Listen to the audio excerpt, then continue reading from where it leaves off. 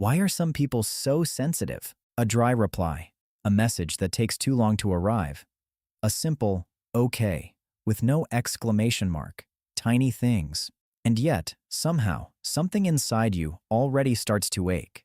You never say any of this out loud. You smile, go on with your day, pretend it didn't matter, because deep down, you've heard it enough times already. You're overreacting. It wasn't even a big deal. Stop getting hurt over little things. And after hearing that over and over again, you learned that it's safer to keep those feelings to yourself. But hiding your feelings is not the same as healing them, and what you've never told anyone might be hurting you far more than the situation itself ever did. Because maybe the pain was never about how big the event was. Maybe it was about the meaning you gave it, a meaning that only you could see, and one that's about to make a lot more sense. Maybe it starts with a message that takes a little too long to be answered. You see the read notification, and then nothing. You tell yourself it's probably nothing, they're probably just busy, but it's already the third time you've opened the app, just to check. Maybe it was a lighthearted joke, something they said without any intention of hurting you. Or maybe everyone in the group starts talking about a get-together, and somehow it feels like the invitation simply forgot you existed. And then it begins. You start replaying everything. Did I say something wrong? Was I annoying? You go back through the conversation, word by word, searching for the exact moment everything changed. But you find nothing, and somehow that bothers you even more than if you had found something. You write a long message, trying to explain how you feel. You read it, delete it, write another one. Shorter this time. Delete that one too. In the end, you send a simple, "It's okay," because somehow that felt safer than telling the truth. Someone asks if you're all right. "I'm fine." You answer, a little too quickly, almost before they've even finished asking. And on the outside, the day goes on as if nothing happened. The strangest part is that, for the other person, it's already over. The one who took hours to reply probably doesn't even remember doing it. The one who made the comment probably doesn't even remember what they said. But you're still there, going over it again, and again, and again. And the worst part isn't even remembering. It's feeling ashamed that you're still remembering. This shouldn't have affected me so much. Why am I like this? Now it's no longer just one pain. It's two, the situation itself, and the shame of having felt it so deeply. From the outside, no one notices. You've learned to survive this way. Keep it inside, smile, move on. But inside, something never really goes to sleep. Something keeps searching for an explanation that nobody else seems to need. From the outside, people usually give it different names. You're too sensitive. You always make things more complicated. It wasn't even a big deal. Why do you take everything so seriously? Sometimes they even laugh about it. Here you go again, making problems out of nothing. And the worst part, after hearing those things enough times, you start believing them. You begin policing yourself before you even allow yourself to feel. I shouldn't react. I'll seem difficult. I'll seem dramatic.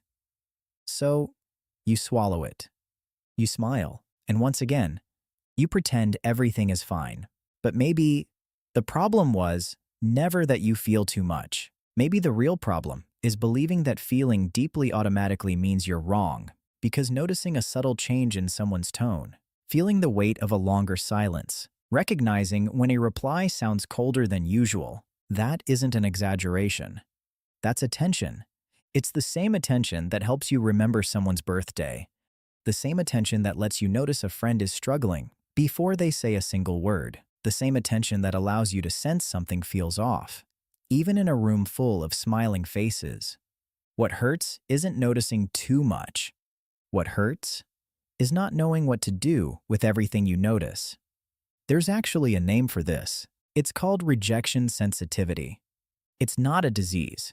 It's a way of experiencing the world where even the smallest or most ambiguous signs of distance can be interpreted as rejection. Research suggests that, for some people, the brain processes social rejection in a way that's remarkably similar to physical pain, not just emotional pain.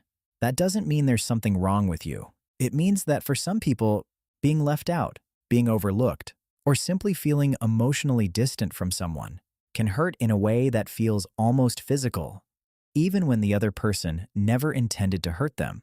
That's why a delayed reply is never just a delayed reply. Your brain jumps to the worst possible conclusion long before you have any real evidence. It would rather prepare for the pain than be caught off guard by it.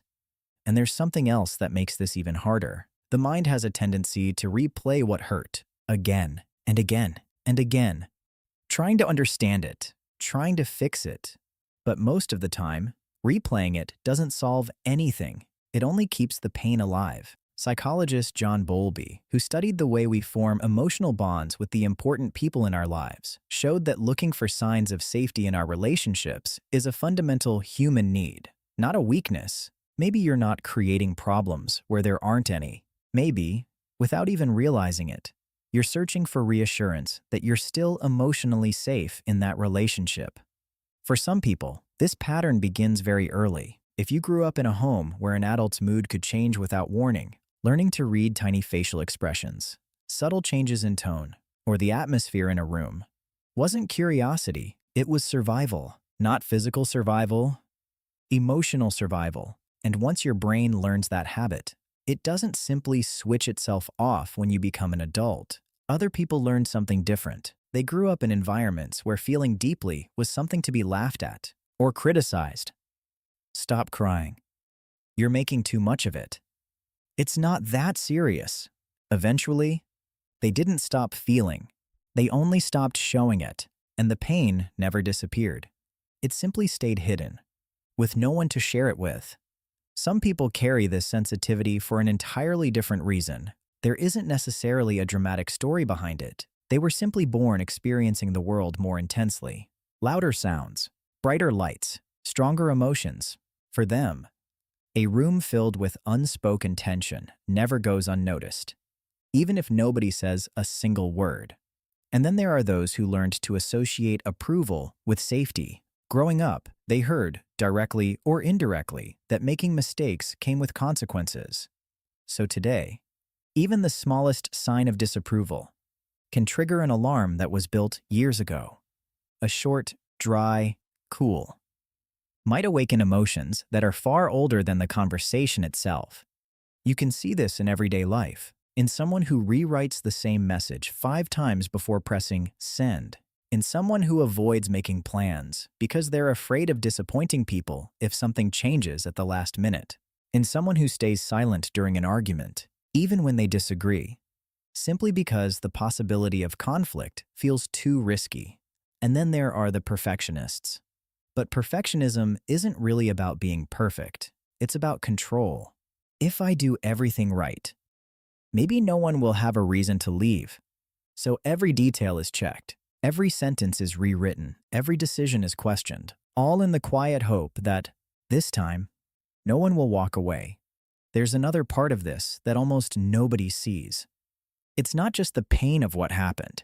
It's the exhaustion of feeling so much, while believing you can't let anyone see it. It's replaying conversations over and over inside your mind, while, on the outside, you're smiling, replying to messages, going to work, acting as though everything is perfectly normal. You want to explain. You search for the right words. You almost say something. But then, you stop. Forget it. It's not worth it. They'll just think I'm overreacting. Again. So you keep it inside, once again. And almost immediately, another feeling appears. Guilt. This shouldn't have affected me so much. Why am I like this? As if feeling deeply were some kind of flaw, instead of simply being a different way of experiencing the world. And more often than not, that guilt hurts even more than the original situation. There's also the fear of seeming difficult. The fear that, if people realize how much something affected you, they'll pull away even more, confirming the very thing you were afraid of from the beginning. And that's how the cycle closes. You feel, you hide it, and then you carry it alone. The other person has already moved on. They probably don't even remember taking so long to reply. They probably don't remember the joke they made. But you're still there, replaying it, alone, because you never told anyone how much it actually hurt. And maybe the hardest part isn't processing what happened. Maybe the hardest part is having to process all of it without a single witness, without anyone knowing just how heavy that tiny moment really felt. Maybe feeling so deeply was never the problem. Maybe it's actually a form of awareness that most people simply don't have. The ability to notice what everyone else misses, to hear what was never spoken, to understand what lies between the lines, and to genuinely care about the people around you. But every strength comes with a price when it becomes too automatic. Noticing everything can be a gift, but believing that everything you notice must be true, that is what hurts. The emotion is real. The interpretation isn't always. Maybe the answer isn't to feel less. Sometimes it's about learning to question, just a little, the first explanation your mind gives you, especially when it's the most painful one of all. Remember that unanswered message from the beginning? Maybe it never meant what you thought it did. Maybe the silence was never about you, and the next time someone takes too long to reply, or sends a dry, cool, or seems distant for just a moment, maybe you'll be able to remember this before believing the very first painful thought that appears. I hope this video helped you understand a little more about how this works. Tell me in the comments, which of these moments felt the most like you? And if you've made it this far, consider subscribing to Everyday Mind. We'll continue this conversation in other videos. There will always be new content here to help you understand yourself, know yourself, and see your own patterns a little more clearly. Until next time.